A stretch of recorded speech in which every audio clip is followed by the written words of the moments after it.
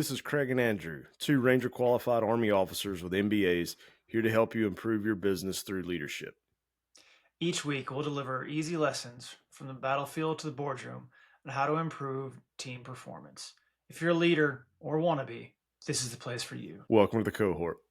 Disclaimer: the views in this podcast are those of the authors alone and do not represent the views of the Department of Defense or the U.S. Army.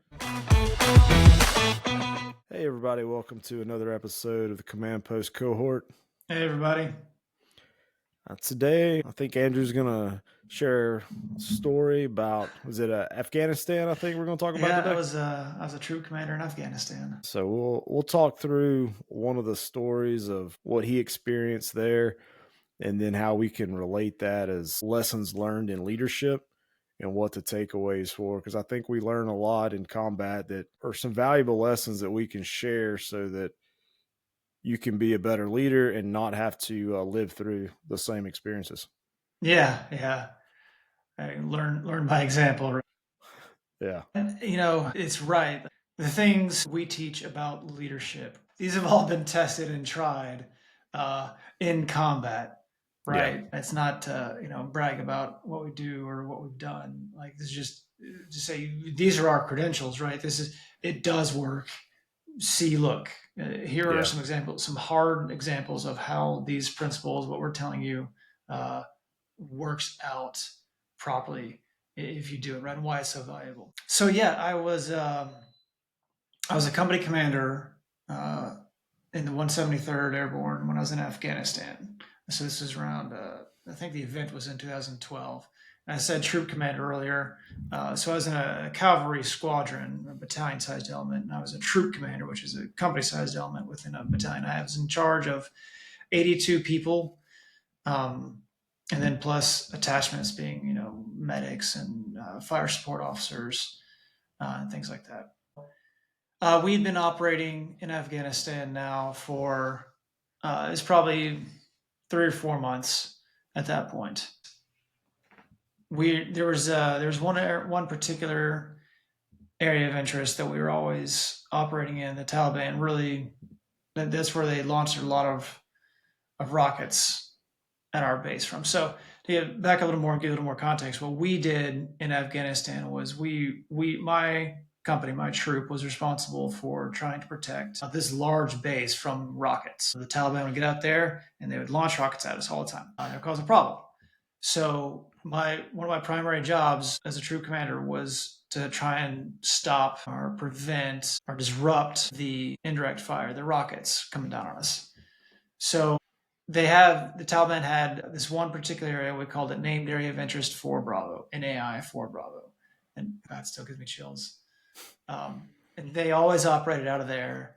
They liked to work in there. So they were always there. There's one particular creek bed that kind of ran through the middle of it. And it's called a wadi, and is what they call it in Afghanistan and some other places.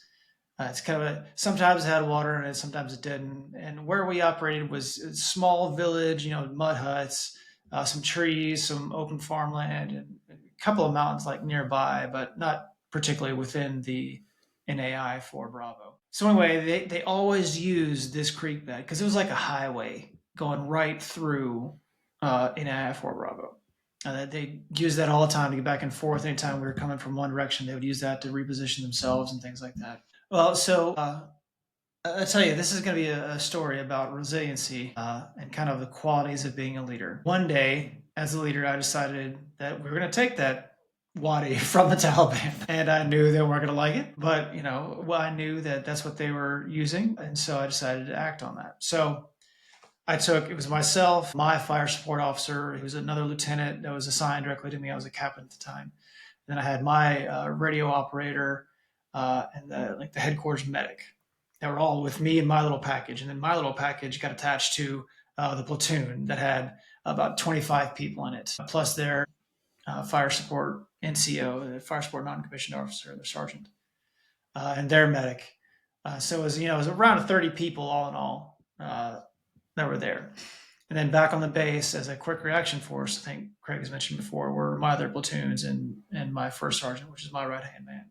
Everybody's in good hands, and we, if we needed help, it was there. So that morning, in the dark of night, we headed out on foot to NAI Fort Bravo. It wasn't too far from the base, just a couple of kilometers. So we would get there in the morning and surprise the Taliban, um, hopefully to keep them from utilizing the Wadi. At that time in Afghanistan, we always had to have like Afghan National Police partners. So I talked to him about it, and I said, "Hey, we're gonna meet up, at 3 o'clock in the morning here, and we're gonna go out there and find the Taliban." So 3 o'clock in the morning, here I am with all my 30 guys and ready to go, and then there's no Afghan National Police, just not anywhere to be seen, which was normal. That was a nationwide problem, I believe. Yeah. It's just that's just the way the Afghan people are. Like time just doesn't matter as much to them. So they show up about 5 a.m. So my whole operation that I've had meticulously planned is off by 2 hours now. But of course, I kind of knew this was coming, so why bother to plan so much? You can still shift from a known point. So anyway, we finally get these partners when we start marching out there, and it's getting to be daylight, which I don't like as much because that increases the amount of risk that we have. And we get just the edge of the NAI Fort Bravo, which is kind of on that part edge, the southern edge was a kind of farm fields, and just kind of getting to some of the small houses, and we start taking contact immediately. And what I mean by contact is enemy fire. They opened up on us with rocket propelled grenades. Luckily, those things were Noisy, very noisy. very noisy. And luckily, they were pretty inaccurate as well.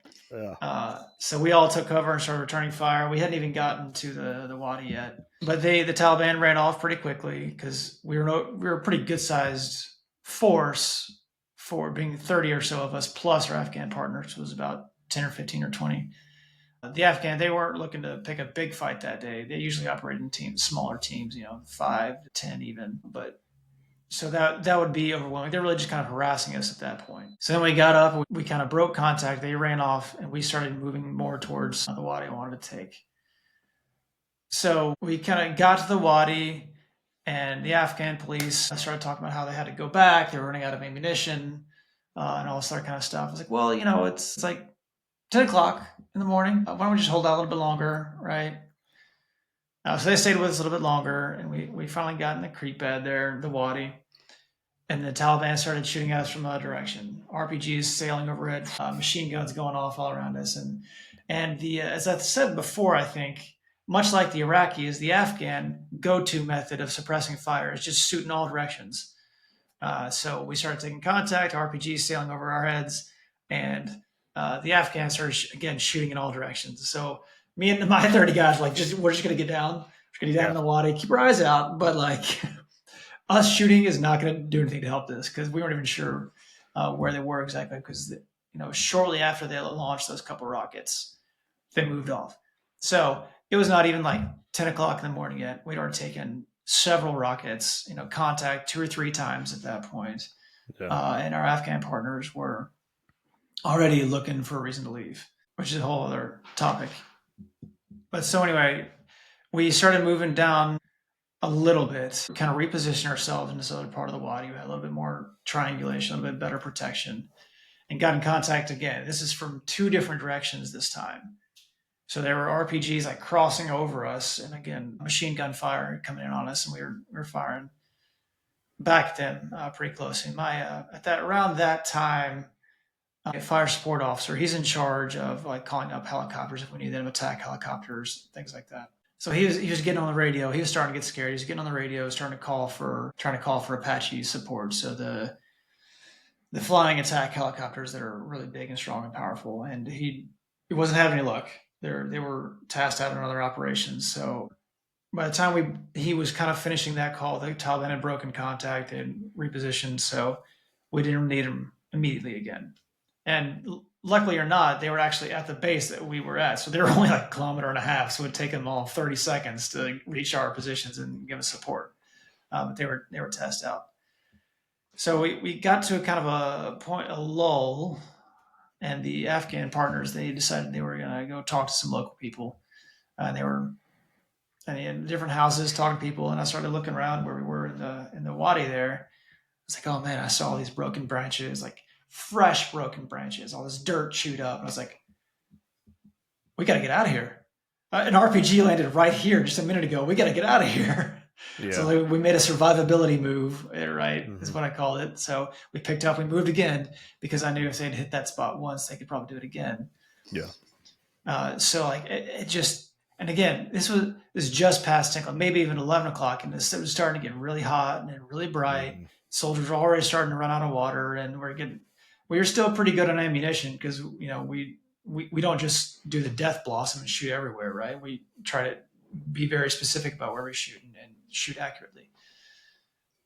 So we were okay on ammunition. Started to run low on water. Starting to get hot. We'd been up since 3. We met them. We were supposed to meet them. We were standing there at 3 a.m. So we've been awake, operating for several hours, and like I could start to see it in everybody's faces, right? But it wasn't over. It was not over with for that day. Yeah. Our Afghan partners come out of the house. They said they talked to them, didn't really find anything or hear anything, and that they were done for the day. It's like, oh, okay, here we are in the middle of NAI 4 Bravo, and we have to have Afghan partners out there, like by policy, Yeah. to operate. And they left. They started walking. They said we were going home, and they left. So I'm like, Yeah. I've got like half my squad, half my platoon here and half of them over there, and like now you're bugging out. Okay, Yeah. okay, I can only solve so many problems. That's not one of them. So we're gonna do the best we can. Yeah. That definitely puts you in a tough spot though, because that is totally unforecasted behavior Yeah, by an allied unit, but still one that you don't directly control. And so now I imagine that really played into your options and what your plan was. yeah. Yeah, I mean, really. So at that point, I had to start considering, what was left to be done. Was it worth the continual risk? How much trouble were we going to get in if Yeah. we didn't have abide by the policy? So they bugged out, and about that time, there was a squad that had moved on to a different location, just trying to get a little better visibility. And it was about 6 of them. They moved out. It was led by a guy I trusted. He was doing fine, but they got to a good position or were getting there. And while they were on their way to a better position, I mean, it wasn't far from us, probably Mhm. 500 yards, but it was through like some small hills, vegetation, houses, right? Just some kind of obstacles between us and them for about 500 meters, like I said. On their way there, they got into contact. So two dudes on a motorcycle rolled up, started driving right at them. Just by happenstance of combat, those two little teams met each other, Yeah. and my squad engaged and destroyed those guys. Well, killed one and took the other captive. Hmm. Well, so now this squad is in this area that they hadn't quite gotten to where they wanted to get to. So where they were was kind of a more open space, a little bit more vulnerable. They had their hands on a live prisoner. There's only about 6 of them. There was a motorcycle there, and now there's all this evidence as well too. Yeah. So they were effectively locked in where they were. Yeah. And now me and the rest of the element was 500 meters away with no Afghan partners. Yeah. It's early, it's just afternoon, running out of water because it's hot. Yeah. We're starting to get low on ammunition. We're operating for almost 12 hours at that point. Hmm. And now we had to get to them. And like I said, we couldn't see them. We had radio contact with them, but we couldn't see them because there Right. was these little obstacles between us, right? And also, there was Taliban between us, Yeah. right? Like we didn't know Yeah. exactly where they were. They don't wear uniforms, right? No. They don't carry around their weapons. Mm-mm. So now, like, man, come on, like, Yeah. just it keeps That's coming. It just keeps coming. Yeah. Yeah. It sounds like, you take a not great situation, and then you have your partner force leave, and then Yeah, you have a chance engagement with the enemy, mm, and then you have a prisoner. And yeah, so now your mission has shifted, and you're probably not really as prepared for that type of mission where you're dealing with a detainee without a partnered force yeah, and to be in two geographic locations. That's definitely a tough scenario. yeah. And so, like, I was like, we have to go get them. Like, Yeah. they can't move with that small of a force through that area. with all that stuff by themselves. We have to link up with them, move back as a larger force. So, I started figuring that out, started deciding that. And of course, right then is like when we started getting contact from 3 different directions at the same Always. time, right? Like, and it felt like every Taliban in that area had their guns trained on us from Hmm. 3 different directions, RPGs everywhere, machine guns coming in from every direction. Uh, and we were still in the wadi, luckily, so we had kind of a cover and concealment that would help us out, help protect us. But man, you've seen the movies, right, where the leaves start falling down on you from all the bullets passing overhead. Well, that's what was going on. And like we still couldn't get air support, right? My fire Mm. support officer was still trying to get on the radio. Well, so we were firing back, and the Taliban would like break contact, but then reposition and open fire again from 3 different directions at the same time, right? So it was like for about an hour and a half, we were in a pretty significant gunfight about every 10 minutes. So Yeah. we needed to get to that cutoff squad. We had to get to that cutoff squad, but we couldn't. Yeah. Like we were kind of pinned inside that wadi. I mean, it was providing us the protection we needed, but we still couldn't kind of break out of it. So at one point, like it was kind of funny. My fire support officer, I love this guy to death. He's a big, strong dude.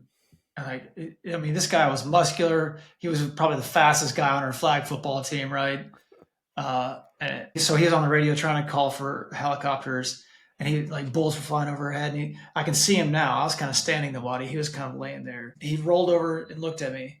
I could see it in his face. He was starting to lose it. He was just starting to fall apart. He was getting really scared because there was a lot of gunfire.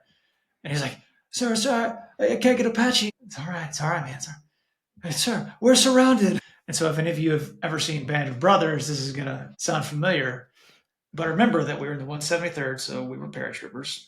He was lieutenant, and we were surrounded. So he was scared. He was scared. He was so scared. He was looking at me. We're surrounded. I looked up and said, "We're paratroopers, lieutenant. We're supposed to be surrounded." And like, he might not have gotten that joke right then, but I could Yeah. see it in his face because he kind of smiled and kind of nodded, Yeah. and he rolled over and started firing his weapon. Yeah. It all like he saw me like, dude, because what I conveyed to him, right, was, hey, yeah, got it, man. We're gonna be all right. Yeah. Fire your weapon. Do what you're supposed to do. We'll be okay. Everybody does what they're supposed to do. We'll be okay. Roll over, fire your weapon. And he Yeah. did it, and he started firing his weapon. And I think that's what's so important to remember as a leader is, you know, in a high stress situation where you have other team members that are kind of struggling, maybe they're getting frustrated because they know what they bring to the table and they can't get it, and they're having Mm, trouble getting that resource that they normally have, at their beck and yeah, call, and they're getting frustrated. But when they turn to the leader, if you give them, in that in that scenario, you were actually able to kind of come back with a little bit of a joke. And jokes in yeah, firefights are sometimes really funny, and then other yeah, times a little frustrating in a themselves. little bit, But yeah, I think it's good because that shows, as a leader, you're saying, "Hey, look, it's okay. I understand you're trying to get the resource. You keep working on that resource, mm, but we're going to deal with this scenario as we have to." yeah. And the leader's ability to remain focused and calm in that scenario, I think, is vital to the entire organization. Yeah, it's so there's tasks that leaders do, right? Hmm. Planning, providing resources, things like that. But then there's also the qualities of being a leader. Yeah, And in that moment, I was like the duck from your example, yeah, right? I was calm and cool on top of the water, and my little foot would do it like yeah, this. yeah.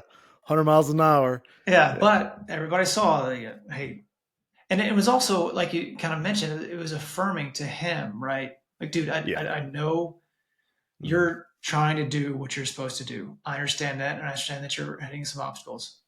It's good. It's fine. I understand it. Just keep trying. Right. I think that sometimes it only takes that small interaction. It doesn't You didn't Mm, have to sit down and explain anything to him. Like no. he's doing his job, he's working. It's just that small interaction can make a big enough impact because I imagine there was somebody else around who at least witnessed that, Mm, and they may have been sitting there thinking like, "Oh, I'm getting stressed out. Things aren't going according to plan here." But I look over there and I see the commander. He's calm, he's collected, and he's just going about business as usual. That implies to me everything's going to be okay. And then mm. I don't have to be as concerned as I was, 30 seconds ago. Yeah, yeah. And like, and he got it right. Like, Yeah. I didn't need to point my finger in his face Right. and say, "Get me those helicopters!" Right? Like he knew, and I knew that he was trying. Right? So I didn't need to rub it in his face that I was the commander. Right? Yeah. Everybody got it. So I guess the Taliban started running out of ammunition too because they bugged off. And we were kind of finally able to break away. Move out of the wadi. Maybe they were just Yeah. repositioning, as I would find out in a minute. So we started to move out again. Like dudes were starting to cramp up because they were running out of water because they were Hmm. because it was so hot. So if you ever spent 12 hours in the Afghan sun, wearing 40 pounds of gear and getting shot at, it's a lot like doing 12 hours of hot yoga while wearing 40 pounds of gear and getting shot at. So you can imagine the state that all the guys are in. Like as the leader, I don't usually carry a lot of extra ammunition. I carry extra water bottles, right, to hand Yeah. out, extra things like that, right. The soldier's the one pulling the triggers and all that. Yeah. So I was handing out all these water bottles. I carried IV bags. The medic was jamming people with IV bags when he could. Hmm. Luckily, nobody at that point had been hurt. So we started moving out, and there was this one bridge that we were kind of coming up underneath, and like it's kind of funky the way the terrain was. Like, but you had to like go up the left bank out of the wadi to cross back over the bridge to the right bank. But of course, if you stood up on the bridge, you were kind of going to be visible to anybody that was watching. Yeah. Well, so one squad kind of went and did that first, right, to kind of secure the far side, which is the right side of the bank, as we were coming up to it. There's a guy another squad leader, I had nothing but trust in. So he's over there and he said, "Okay, Captain, why don't you come next?" I was like, "Yeah." So I got me and my little team, right? Me, my medic, my fire support officer, the one I just chilled out, right? And again, I love this guy to death. Love him to death. Worked very hard for me. So he was in the front. He scrambled up the left bank, right? Started getting on the bridge. I scrambled up the left bank. My medic was behind us. And he started going across the bridge. And like I knew what was going to happen on this bridge, right? Seeing this bridge and knowing how to fight people, like Yeah. it's a great spot to shoot somebody, right? Yeah. And so I had that running through my Yeah. brain, right? And so I knew, I felt it. I knew it was going to happen. And like as we get up on this bridge, right? He was in front of me, and he was like doing this like big tough guy walk across this bridge, and like I just noticed like, oh god, we're about to get shot. Like run, run, run, ga, ga, ga, ga, ga, ga, ga. Like I didn't even get through the final run before the bullets were flying over our heads, and luckily we hit the dirt right, and Yeah. the bridge had this little wall to it. It was a couple of feet Yeah. high, so like my face was just in the dirt, and I was like, oh my god. Yeah. Yeah. You're killing me, As man. yeah. So as I was driving my face through this dirt across this bridge, bullets flying overhead to get to the other side, right? And the other squad kind of got up and started providing us cover fire so we could get through, right? And finally, Yeah. everybody made it across the bridge. But it's like, one more thing, come on. Yeah. It is frustrating when you're like, I have to cross this terrain. And if I was a bad guy, this is exactly Yeah, where I would be set up. this is And it. they're at least in the area because you've already been fighting with them for a few hours. Yeah, And but it's a lot of times the terrain dictates your movement, and it's like, well, I got to get over there. And yeah, in your scenario, you actually had guys already out that way that you had to get to, and so it's not like you've got better options. But when you know Mhm. it, it's like, well, this is what's about to happen and play out. Yeah, It's yeah. challenging. And so like all of us finally got across the bridge, and like we were getting closer to those dudes, and like we started taking contact again, and we're just like it was running and covering fire, like Yeah. supporting each other as we bound toward. The coming fire was coming from behind us. They were shooting us from behind us. There were dudes like running, shooting automatic grenades over their shoulders, right? Just launching grenades over their shoulders, trying to find them. Like we just had to get to them. We just shooting and moving until we finally Yeah. made it to them. Uh, and we assessed the situation, right? They had a bunch of evidence, right? And they had the Hmm. POW, the prisoner of war, and they needed water. So we gave them water. Medic jammed them with IVs to keep them hydrated. Yeah. And everybody's running low on ammo. And it's probably like 2 or 3 o'clock. Like, oh my God. It might have been getting a little bit later than that at that point. But now, and this was all in the direction away from the base. And we've Yeah. been walking the whole Now, day. yeah. Now you got to get home. Yeah, now we gotta get back. Yeah. So we kind of started policing ourselves together, right? It's like, okay, we got to start moving back. So we got the POW, we got all the evidence, we destroyed the motorcycle, we left the person there in the capable hands of the civilians, the civilian Afghans that were around there, which might have been Taliban. I don't know. We're not going to carry the dead body with us home with us. That's just not what we did Yeah. there. We took a small sample of his blood on a cloth so we could try and analyze it, but for DNA. So then we started moving back, right?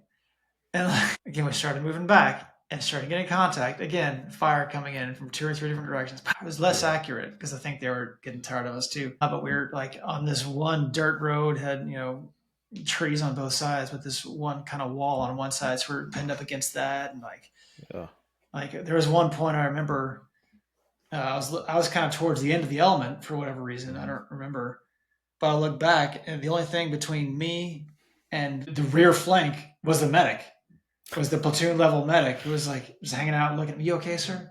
Dude, I need you to point your weapon that way. I need you to tell me. Don't worry about me right now. Worry about all this and point your weapon that way to make sure there's somebody behind us.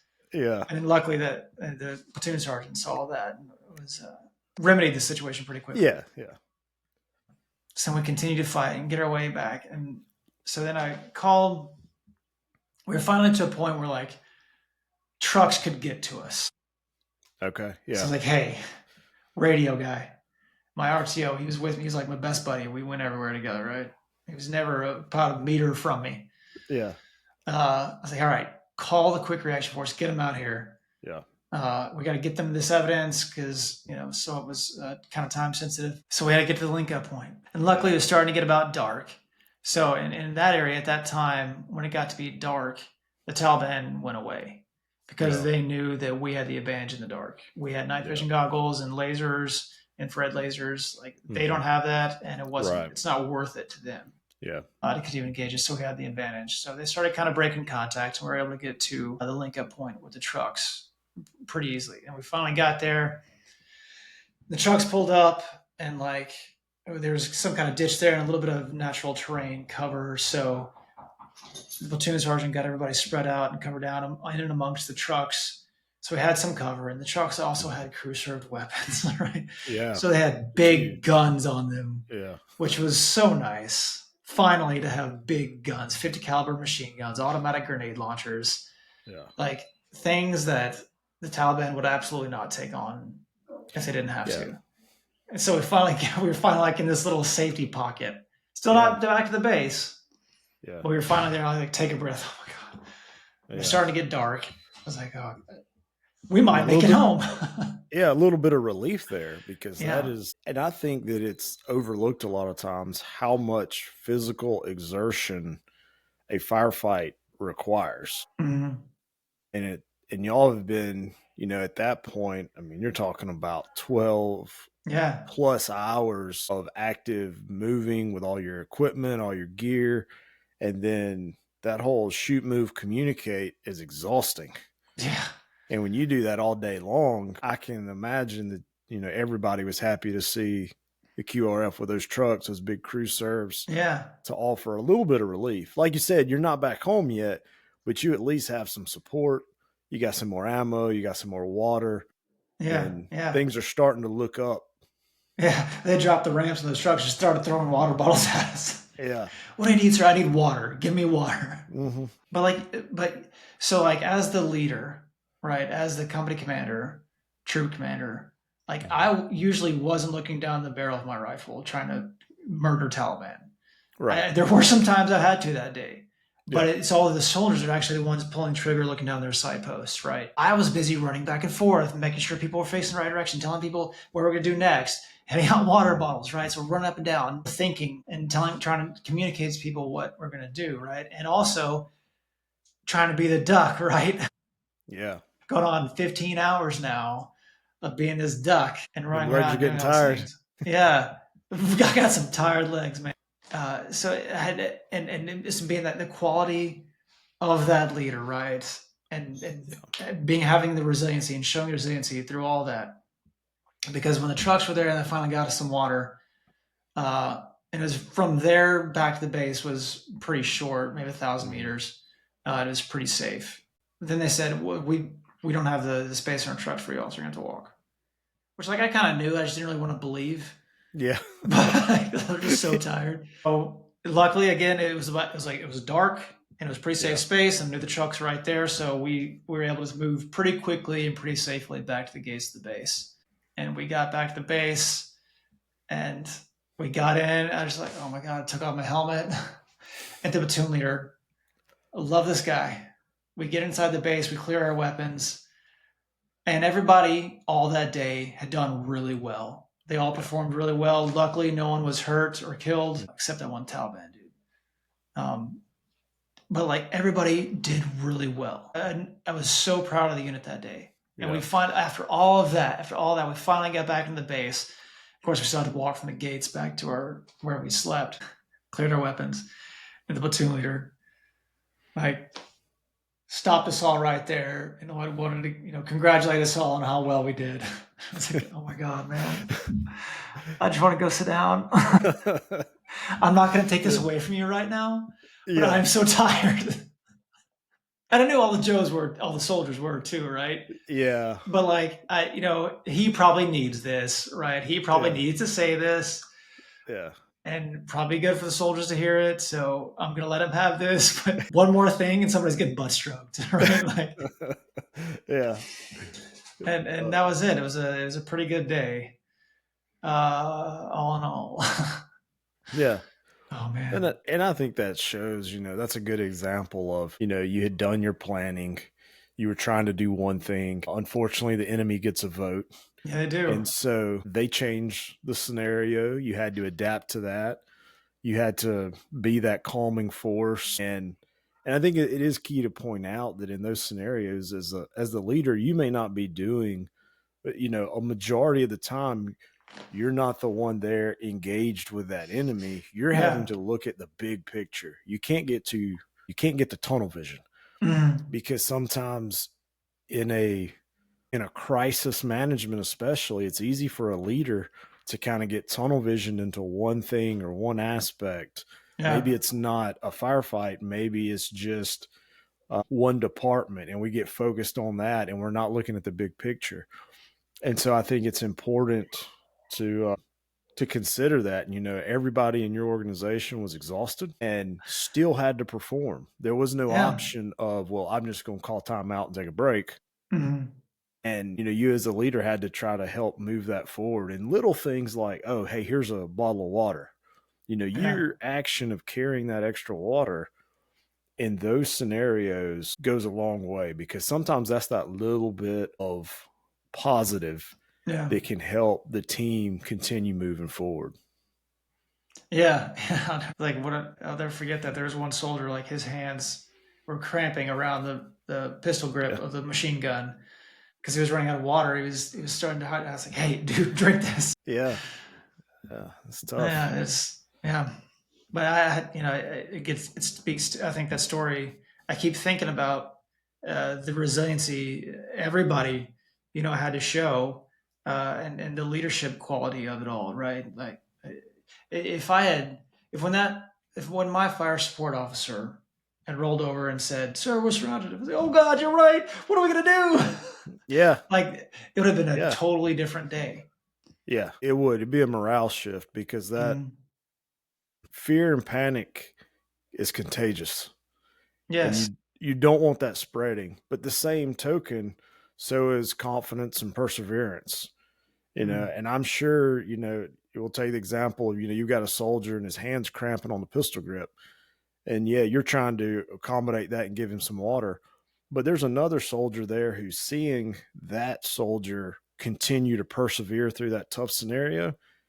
That motivates him to continue as well. It's like, well, my calf's cramping a little bit, but not as bad as that guy, so I'm okay. Like it becomes this, it motivates the entire organization, but we as leaders have to be aware of what's going on and kind of try to, you know, be aware of the situation for the entire group and not get too focused on one thing so that we can assist it as best we can. So I appreciate you sharing that. I think that's a really good example of how things can go from what we plan to what they turn into in reality.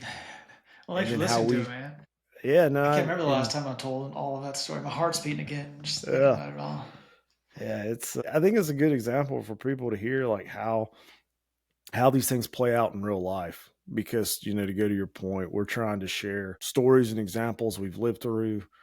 Yeah. To give people the principles of leadership, but also to kind of see where we got this from. We didn't just go on a fishing trip and come up with all these ideas.